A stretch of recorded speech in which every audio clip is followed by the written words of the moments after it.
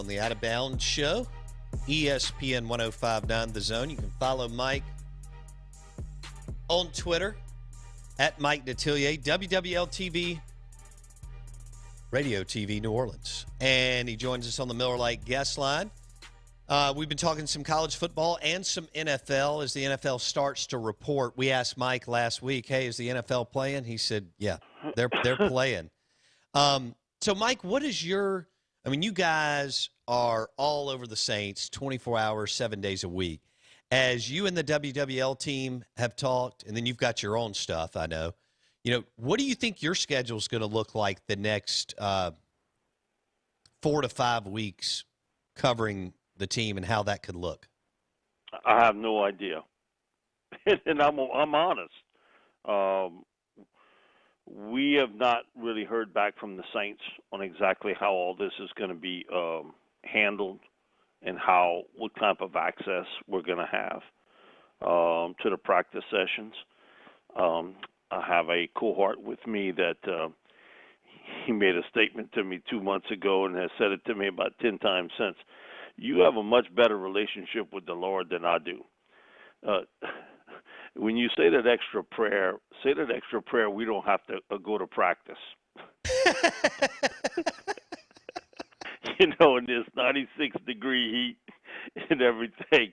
And so, I don't know. I would assume that we're going to be sort of staggered in how we can attend, and that we won't be there for every practice. We will have some member of the team there for every practice for WWL Radio. But as far as being there every day, I sort of doubt that's going to happen because it's going to be limited to reporter-wise and how it's covered. No preseason games. I think that's a given. And I know we've talked about that in the past. That was going to be just hard to pull off, to have the preseason games. And how they're going to work this as far as the non-padded and padded practices, because that's also something that was negotiated in the CBA, and how all that's going to and I'm sure that's part of what's being worked out today on how to do it. So to be honest with you, I really don't know.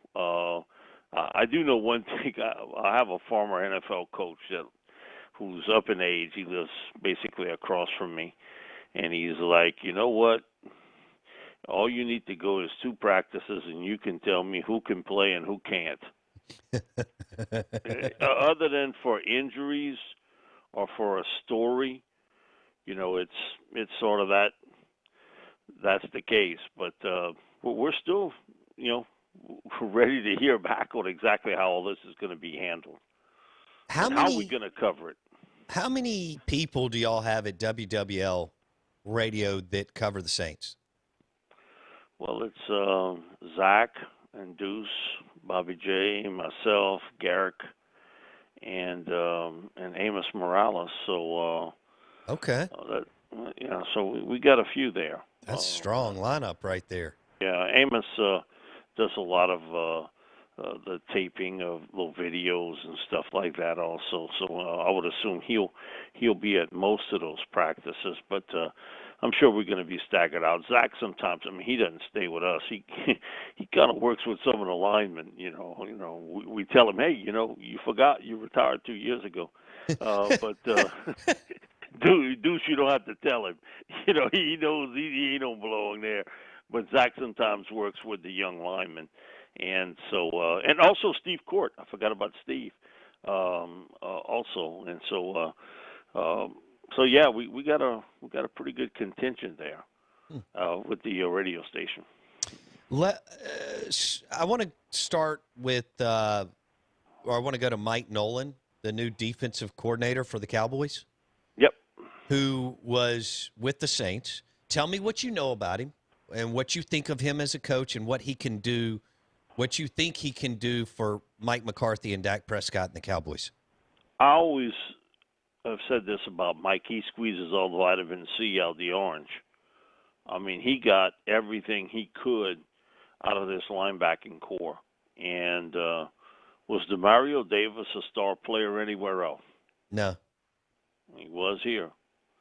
And, that goes to DeMario. Also goes Mike Nolan, put him in some good spots to make those plays. So Mike Smart, he's been in this league a long time. He was in the media for a little while, which he laughs about, but he was. And, it's not about his scheme. And even when he would do the coaches shows with us, assistant coach shows, he would say, hey, it's not about scheme, it's about players. And I got to put them in the right spot. And like you said, it's situational football. He talked about that a lot. I kind of take notes when we do these assistant coaches shows and what they like to talk about. And Mike was one of the guys that would bring up a lot about situational football and about how things change. And I brought up to him one time, this was last year, about the fact that you're getting smaller on defense today. And I think eventually the pitch and catch game is easy to do, okay? You can practice it, fairly easily. But you go smaller, then I might go bigger on offense, and I might pound away at you a little bit and see how much you like it. Fewer linebackers today, and the linebackers you got are smaller today than they were 10 years ago. They're smaller. And, you got safeties now. You got nickel backs playing almost 80% of the time. Eventually, somebody's going to come up with something. And the Titans have a bit of that. They feed you Derrick Henry, and with the last 17, 18 games with Henry, he's been a load to try to tackle. And something, again, as the game changes, it also sort of goes back to what certain things they used to do. And Mike, do you think that's Mike what the 49ers are trying to do in the Packers? Exactly. I was just going to say it. The 49ers have done it. And Mike brought that up quickly when I talked about it. He said, he said that it's a really good point. And he said, look what Shanahan's doing in San Francisco. And he's sort of playing a little bit of chess with you. Got all those big linemen up front, all those real fast backs. Kittle couldn't block, as a tight end. And he said that there is something to that. And like you said, it's all kind of what you're getting. And he brought that up too. And I thought that's what I've been thinking. It's what you're getting out of the high school and college ranks today. You get the pitch and catch game. It's a little different game than what it was 10, 12 years ago, where it was much more of a power game. Today it's much more of a basketball on grass. Throw the ball around, one-on-one.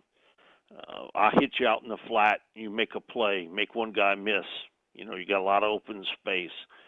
And so he's really, as far as older coach, he has adopted, and I should say adapted, but he has adopted certain schemes that you see in college into the pros because he feels as though that's what you're getting. And his ability to adapt is, I think, what makes him a really good coach. Because some coaches are so grounded in what they do, they refuse to change. They've done things a certain way, and they are not going to move. What you see with Mike is totally different. He's a really sharp coach. He relates very well to players, and I think he was a terrific pickup for the Cowboys. Really do. Hated to see him leave New Orleans, but you knew eventually he was going to move on. That he was going to get a defensive coordinator's job, or that something would happen with Dennis Allen and he'd become the coordinator here. So, man, he's an excellent pickup for the Cowboys, and like I said, he's all about scheme-oriented and figuring out what's best for the players he has and then putting them in the right spots. And one of the things you're going to see him sort of do a little bit more is I really think he believes in that pressure breaks the pipe mentality. a little more blitzing than maybe what you've seen from Cowboy teams in the past.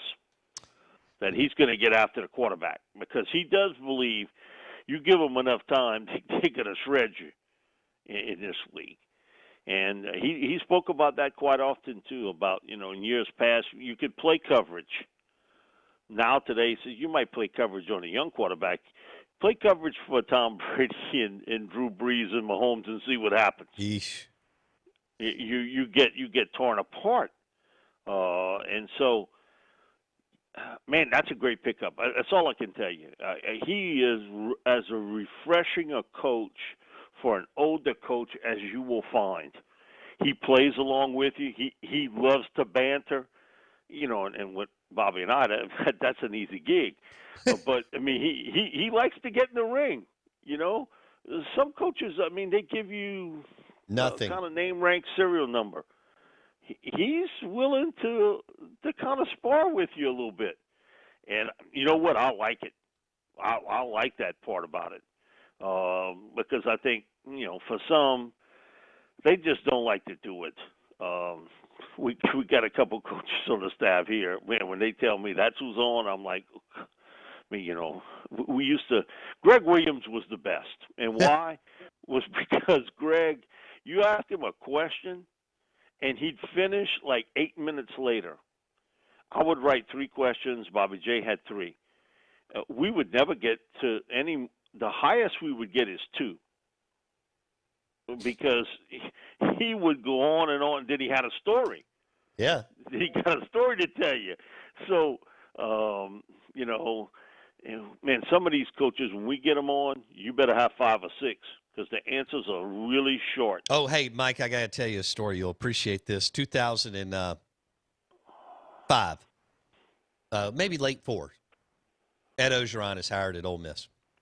And this is way before Ed was comfortable with. Of course, he's comfortable with you because y'all have known each other forever. But I didn't know that I needed like 15 questions because he just gave me one answer. Yeah, that we're going to do better. That things like that.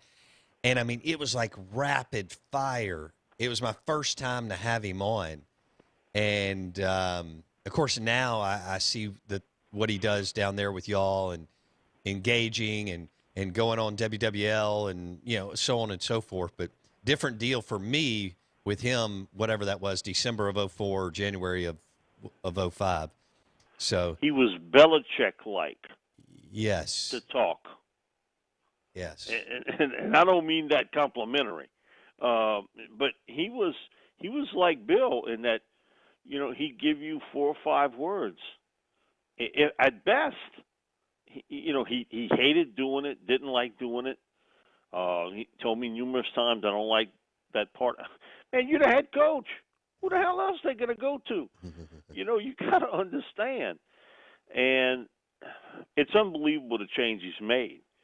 Because now, he's a joke teller. He tells you a story. He goes on and on. He's always got a bit of a quip. And now he's become a comedian. It's unbelievable. The transformation of a guy who gave you, from a word standpoint, about what Belichick does today, and that's very little, to someone now. If you ask him the right question in the right manner, he's going to give you an answer. Now, I tell this to reporters who cover LSU full time. Oh, give me a little insight. Listen to him. He's not writing your story. He's not doing the entire 3 hours of sports talk with you. But he's telling you what's actually happening. And he's very good at it. He's really good at it today. And, if you listen to him this offseason, he's telling you what he likes and what he doesn't like on his team. He didn't like the center position. The guys there, he's got 2 young guys that have never played the spot. He was uncomfortable with it. He'd have went with Hines or Joseph Effens. He goes out and recruits Liam Shanahan from Harvard. Never has played center. They move him to center. Ask him about Shanahan today. He doesn't have to tell you the story. He likes him at center, really does. Tyler Shelvin, who I think is really one of the better players on this team. I always tease that about this, that my doctor never tells me nothing about the first number when I get on a scale, but he's very upset about the second. With Tyler Shelvin, you know the first number is a 3. What gets that upset is that second number. And he's telling you Shelvin's overweight today, way overweight, and he's on him about losing that weight. He's telling you the new star on defense is going to be Damone Clark at middle linebacker. He doesn't have to write the story for you. Listen to how he says it. And he's pretty clear about it. He's the next big thing to hit there at the linebacker position. And so he's giving you bits and pieces. Racing McMath, back in the spring, they had 2 workouts. We do a governor's prayer breakfast. First thing he tells me is, man, you ought to see Racing. Man, I'm like, Coach, I've seen him for a couple of years. He's like, no, he's come together now. So I'm telling you. He says he's a lot more than the special teams player, backup, receiver. He said he got a chance to be something special. Bang. Hey, got it in my head. Hey, we drawing up plans for Eric Gilbert at tight end because what we've done is take film of Calvin Johnson, and we think he can fill that role for us, just like Johnson. Whoa. Okay. He ain't got to write your story to tell you how much he likes Eric Gilbert. If he's comparing him to Calvin Johnson, good now they grief. play 2 different positions, but he is telling you something there. And so, transformation's remarkable in how he said little to nothing at Ole Miss. And today, if you listen well, if you listen to how he says it, he gives you your whole story. Mike Detillier, WWL Radio TV New Orleans on the Miller Lite guest line. You're listening to ESPN 105.9 The Zone. We're streaming on YouTube Live. Search Out of Bounds Sports. We started with Mike Nolan, who was with the Saints. He's now with the Cowboys, and McCarthy and Dak Prescott. And Mike Detillier is very high on him. Segued a little bit into LSU and Orgeron, which takes me to Jimbo Fisher. Mike mentioned how Mike Nolan is a guy who's willing to adapt and look at other things and change over the course of his tenure as a coach. I don't think Jimbo's done that, Mike. Nope, he hasn't. I think Jimbo's offense is almost archaic, and I am going to be real interested to see if he is willing to pivot and show some flexibility going forward. What do you think? No, I think if he'd have done that, he'd have done it already. I think he's sort of married to what he has, and he's going to stay with it offensively. But for Texas A&M to become a contender, they have to play much better on defense, and that's out of his hands. He's handed that over to Elko. But that's where they have to make a move. And look at that schedule. Come on, Bo. He can roll this thing all the way to November, but you just have a feeling something's not going to go right in one of those games, even before you get to November.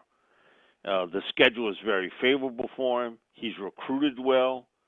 But, man, he is chain linked to the fence on a certain offense that he's going to run, and he's going to run it his way. And it hasn't, talk about bang for the buck, they haven't gotten it at A&M. I think he's a tremendous recruiter. He has worked that about as well as he could work it in a state loaded with talent. But you see flaws in, I think he hired the right coach defensively. Yes. He, again, secondary-wise, they've been picked apart. And then when he's tried to play strong ball football, they've run it at him.